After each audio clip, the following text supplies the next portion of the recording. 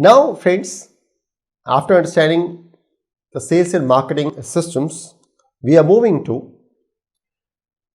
finance and accounting area. And in this finance and accounting area, the first we'll talk about the fraud prevention and detection. What is this fraud? Maybe internal or external. Term used for insider fraud are internal, employment or occupational fraud. Insider fraud is a term referring to a variety of criminal behaviors perpetrated by organizations, employees or contractors. Fraud occurs because internal controls, because internal controls are not adequate enough to prevent fraud. So, prevent insider fraud is weak and fraud happens.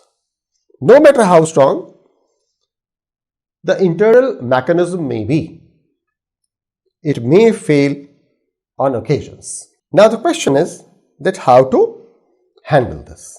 So, we have something known as fraud risk management, a system of policies and procedures for what? To prevent and detect illegal acts committed by managers, employees, customers, business partners against the company's interest. If we have a system of policies, procedures for what? So that we may detect and prevent. If we have detected, then later on we may do something to prevent this thing happen in future, or we may prevent something to happen even before it may happen. So we have prevention and detection. Detection, the fraud has happened and now you are in a position to unearth it, detect it. Prevent, you are in a position to stop it even before happening. Who may commit this? Maybe managers, other employees, customers or business partners.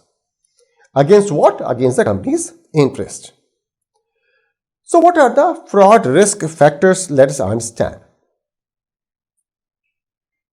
How the company will become vulnerable for the fraud.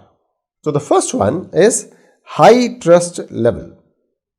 High level of trust in employees without sufficient oversight to verify that they are not stealing from the company.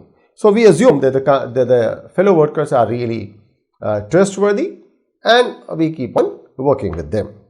The second one is relying on information process of control. We believe that whatever processing systems, information processing systems we have installed are good enough and nothing untoward can happen. Then the third one is a mindset or the belief that internal controls and fraud prevention systems are too expensive to implement. We know that fraud may happen, but still we are not working for it. Why? Because we feel that it is too costly to implement such kind of system, too expensive to implement. And the fourth one is assigning a variety of range of duties for each employees, giving them opportunities to commit fraud. One person is doing a lot of works. If a single person is responsible to do a lot of things, many things, then the person is having opportunity to commit the fraud easily. So friends, in this manner, we have the four aspects of it. One is the cost mindset. I believe that the cost of prevention of the fraud will be very high. I have high trust on my fellow workers, too much trust. We have informal processes, not aligned, not freezed, not standard operating procedures, and we have high range of duties. A person is working on multiple activities of fronts. So we have to do something to prevent it. It's important to make the company fraud proof.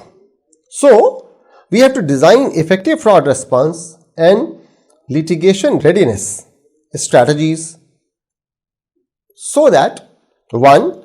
We may recover financial losses, punish perpetrators through lawsuits, criminal charges and or forfeit gains. We may stop fraudsters from victimizing other organizations. The same person who has committed a fraud in our organization may go to some other organization and commit the same fraud. For this, we should have something like internal control. Within internal control, we have one aspect known as segregation of duties. If I'll complete one job, then my output will be treated as input for the other person, and the next part of the job will be done by this person. I'll not be assigned with lot of activities so that I may commit the fraud. Then job rotation. I'm doing something right now, this week, this month, and next month or week I may be asked to do something else. Then oversight. We should be very cautious that nothing is being overlooked or oversighted. Then safeguard of assets. We should do something so that people or employees or the managers are not having access to assets. Logical access control and physical access control. We should have IT policies in a manner, in a fashion so that people may not get this opportunity to commit a fraud.